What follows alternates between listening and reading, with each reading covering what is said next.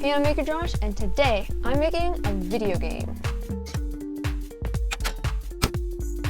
So when the new year came around, I, like many others, had something new I wanted to try this year. Programming. I wanted to learn how to program.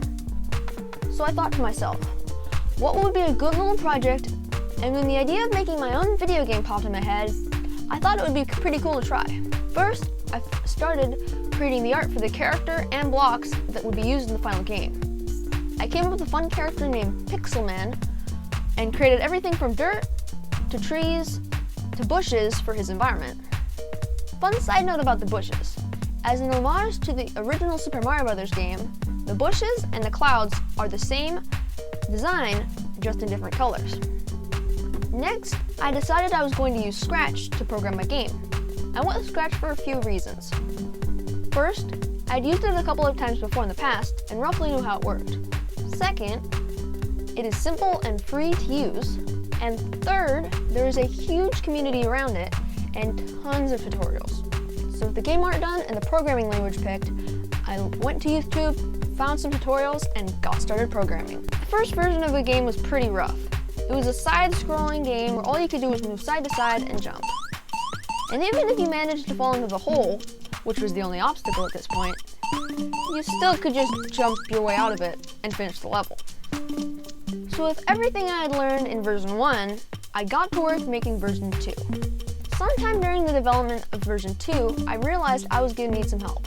So my awesome brother Sam, who is an expert in the video games field, graciously agreed to help. With him on board, we made the new version of the game much better. For one, we had bad guys, blobs, and you could attack them by shooting them with fireballs. Finally, Sam came up with a killer score for it, which I think is amazing.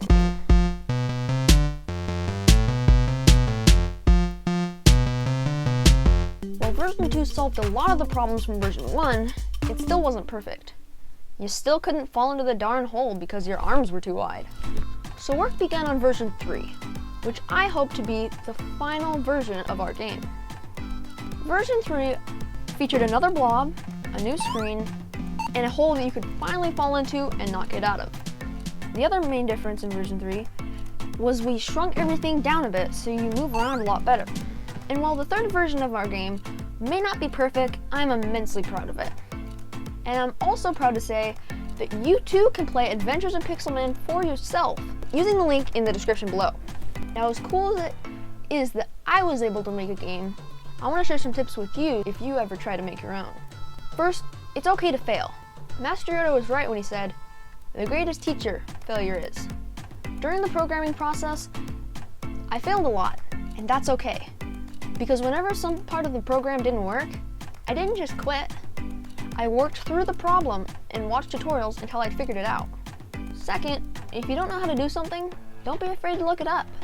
Chances are you aren't the first person to run into this problem, and somebody's already probably made a tutorial about it. During this project and many others, YouTube and Google have been my best friends. Third, with each new project, push yourself out of your comfort zone a little bit. And it doesn't have to be much. It could be as simple as trying a new tool or an advanced paint technique on a prop. If I had never pushed myself to keep on building bigger and better things, I wouldn't have ever made a cardboard suit of Iron Man armor, or a foam suit of Mando armor, or maybe even my YouTube channel.